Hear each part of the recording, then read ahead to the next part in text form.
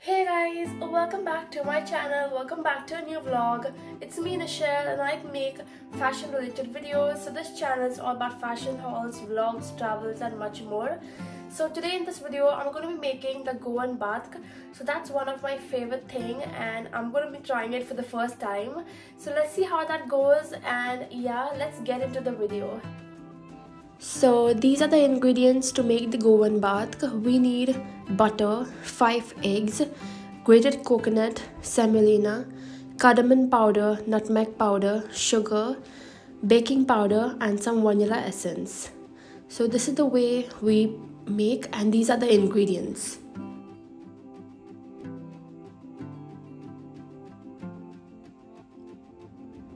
Add 2 cups of granulated sugar. Then add 4 eggs and give it a good mix.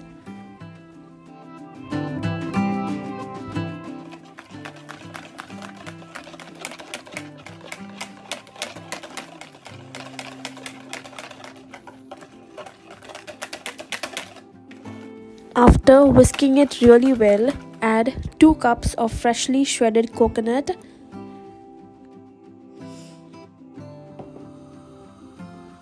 Then add 2 cups of roasted semolina.